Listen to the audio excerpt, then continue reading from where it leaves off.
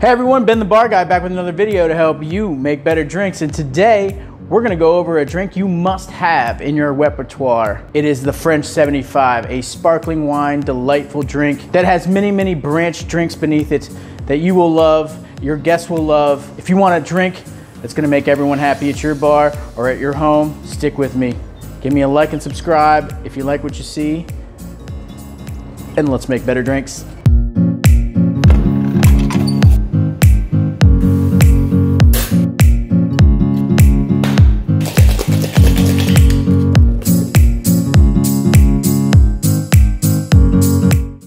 All right, everyone, here we go. This is the French 75, a drink that gets a little bit of bad love. When I first started making this for people in the early 2000s, the older gentlemen at my bar used to say, a sparkling wine drink in a champagne glass. I would say, look, man, it's named after a cannon from World War I. And he'd be like, what? All right, that's fine. As my mentor was fond of saying, there's three certainties in life: death, taxes, and male insecurity at your bar. Those days hopefully are behind us. I think I have served since then many, many French 75s. It's become much more popular and much more well known. This drink is certainly not one to be trifled with. It is named after a cannon for a reason. The drink originally is rumored to have been discovered by American soldiers who stumbled upon in France during World War I a stockpile of a great deal of champagne, lemon juice, and a little bit of gin. Put it all together, of course, it knocked them on their butts. And so they named it after the French 75mm cannon, which was the French response to the German howitzer. Most people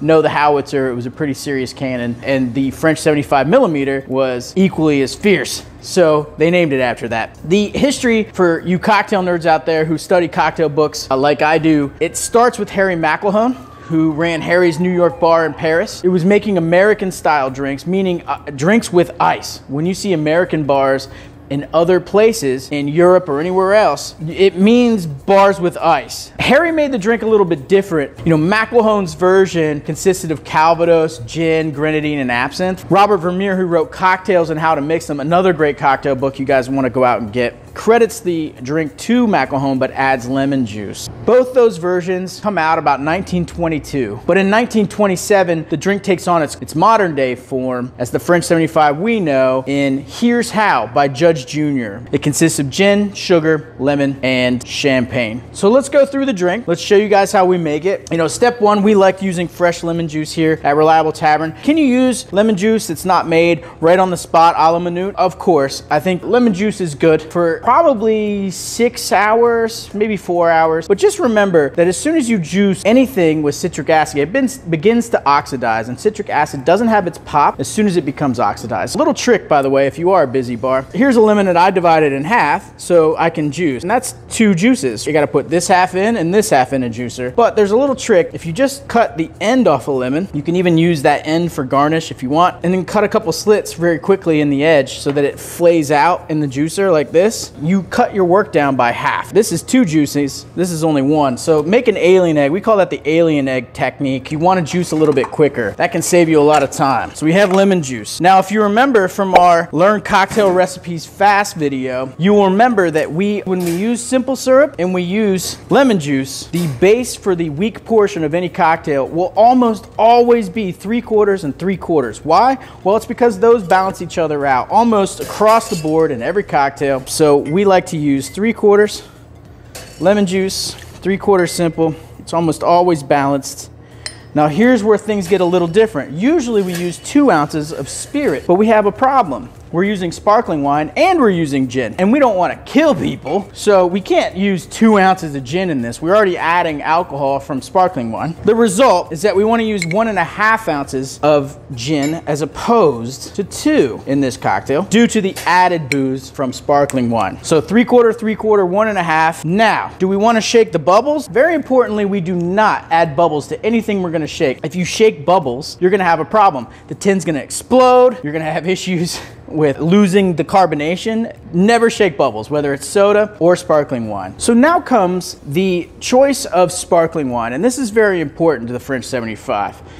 We use Roger D'Anoia Cava. Now, what is Cava? Cava's not champagne. Champagne's one of those things that must come from the Champagne region of France. Cava is made in the traditional method, meaning that yeast is added to a bunch of wine in a bottle that's capped, and the process of turning sugars in the wine by the yeast into alcohol creates also CO2, and that gets trapped inside the bottle, and that's the traditional method. The key for our cocktail, the French 75, is that this is very dry. When we want something to be sweet or not sweet, we want to control it with our simple syrup and our recipe. We don't want to control it with the wine. If you do get a little bit sweeter wine at home and you happen to pick a Cava that's got a little touch of sugar, residual sugar as they call it, you want to back off of the simple syrup unless you want a sweet 75. A little note about Cava, it comes from the Catalonia region of Spain, a sparkling wine made with 3 grapes that are lesser known: Parellada, Macabeo, and Pinedas. Those 3 grapes you must use. Roger D'Anoia here in DC is distributed by Prestige LeDroit. And I'm gonna give them a little shout out here because I have had a great relationship with them. They're amazing. They're owned and operated by a few of my friends in the industry here in DC. This is one of those wines that is completely reasonable. It's under $10, in fact, well under $10 in DC when you order it by the case, and we've had great success with this wine. Let's move on to opening your sparkling wine. A lot of people were intimidated by this, and rightfully so. This little bottle top can do a lot of damage, right? The pressure inside of this bottle is intense.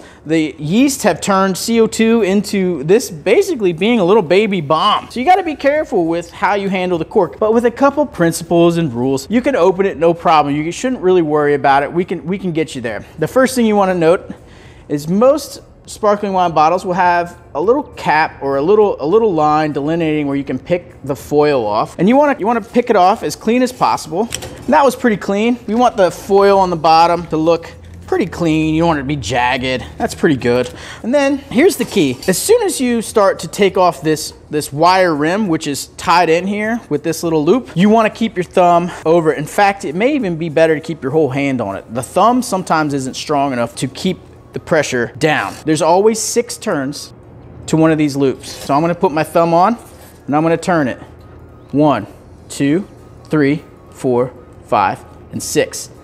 And now it's off. You see, there's no more tie. Now, as I switch to my right hand, my dominant hand, I pick up the bottle and I hold by the base. I have a very good grip on this. Now I don't feel it moving, but sometimes right when you loosen the cap up, it's ready to go and it'll explode across the room. So I like to twist from the bottom with this hand down here, okay? Don't twist from the top. That will tend to agitate the wine even more. And here's another trick. Angle the bottle ever so slightly like this. And the reason is that the wine in here will be less likely to explode out the top because it has more surface area for the gas to escape. If you open it straight up and down, there's only this way to escape, and it may take wine with it. And that's where when you see someone pop a bottle celebratorily, that is what's happening. They opened it straight up and down. The gas trying to escape has to escape so fast that it takes wine with. The rule generally is open sparkling wine as if it's a nun's fart is what you should hear, a nun's fart. That's the joke. I don't necessarily agree with that, especially at my bar. I want it to sound like a party in here, so I don't mind if there's a little noise to opening a sparkling wine, but here's how it goes. You twist the bottom like this, and I start to see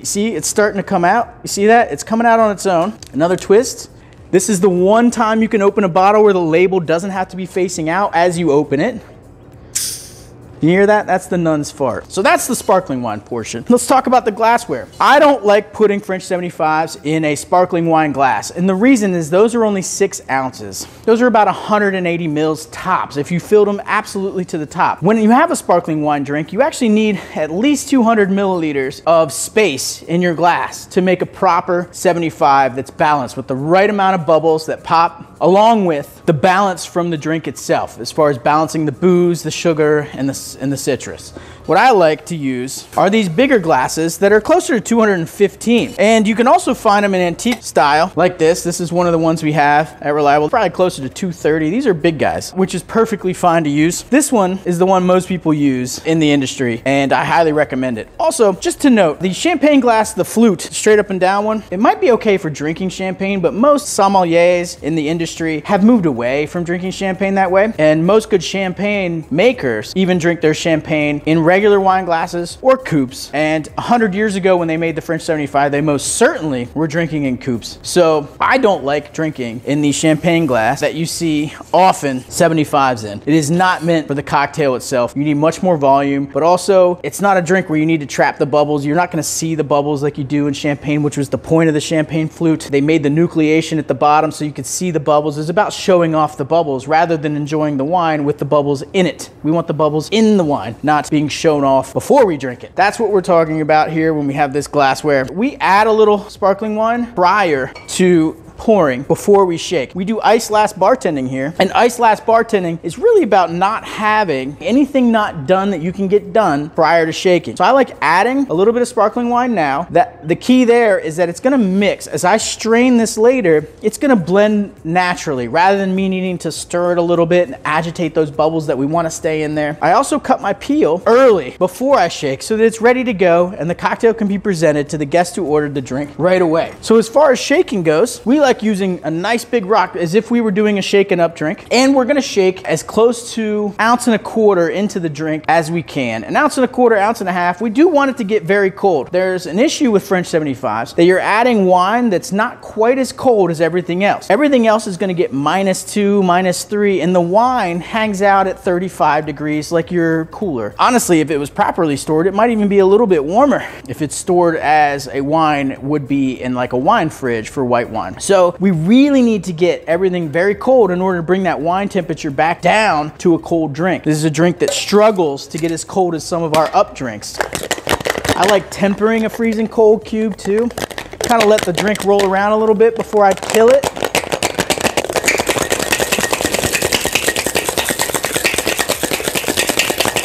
Hawthorne strainer. Close the gate. Get 2 fangs. Want those 2 fangs going, okay?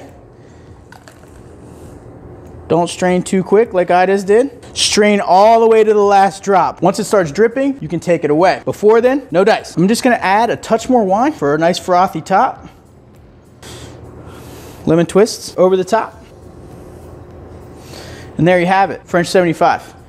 The 75 is a fantastic drink to serve to anybody, including the guy who thinks it's not strong enough. Enjoy, everyone. Thanks for tuning in. We'll talk to you soon. Bye. Hey everyone, thanks for watching Ben the Bar Guy videos. And if you want to keep the videos coming, maybe hit me with a subscribe over there.